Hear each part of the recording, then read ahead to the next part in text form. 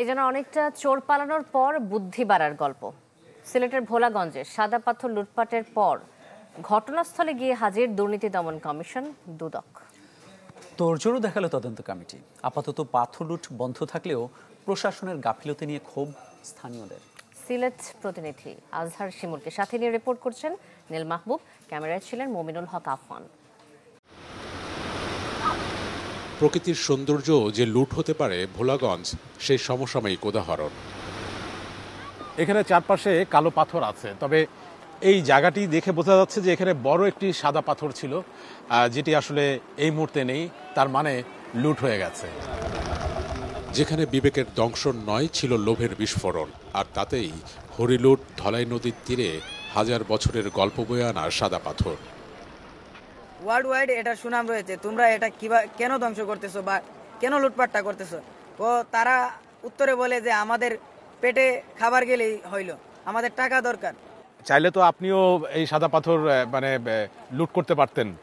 সুযোগ ছিল, যখন সবাই লুটপাটে মেতে ছিল তখন আমিও চাইলে পারতাম, তবে আমি সেখান থেকে বেরিয়ে এসেছি, আমার বিবেক বাধা দিয়েছে।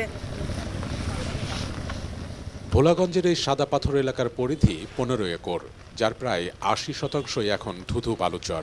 স্থানীয়দের ভাষায় এখানে যা হয়েছে তা সর্বদলীয় লুট ছাড়া আর কিছুই নয়, সাথে ছিল প্রশাসনের দায়ও। 5ই আগস্টের পর থেকেই কিন্তু প্রশাসনের তেমন স্বচ্ছতা কম থাকার কারণে নৌকা নিয়ে আইসা কিন্তু পাথরগুলা যেমনভাবে পারছে সেমনভাবে নিতেছে। আগের তুলনায় যদি বলি যে পাথর সংখ্যা অনেক কম, এই পাশটায় যদি লক্ষ্য করেন পাথর নাই। আপাতত সাদা পাথর আর পাথর খেকোদের দেখা না মিললেও দেখা মিলল লুটের পর অভিযানের তোড়জোড়, তদন্ত কমিটি আর রিপোর্ট দাখিলের আশ্বাস, যেখানে জোরালো প্রাথমিকভাবে স্থানীয় প্রশাসনের গাফিলতির কথাও। এই প্রক্রিয়ার সঙ্গে যারা যুক্ত বিভিন্ন স্তরে যারা যুক্ত, আমরা তাদের সবাইকে ফাইন্ড আউট করার চেষ্টা করছি। কথা হলো স্থানীয় মানুষদের সাথেও। সাদা পাথরের সৌন্দর্যই ছিল যাদের জীবিকার প্রেক্ষাপট।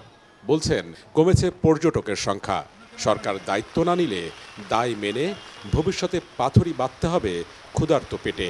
এই যে দেখেন না, আমাদের চেয়ারে সবাই চেয়ার খালি, কিন্তু সাদা পাথর লুট করার কারণে পর্যটন কম আসতেছে, বুঝছেন। এই যে দেখেন না, কালো কালো পাথর হয়ে গেছে, বুঝছেন, পিছন সাইড শেষ।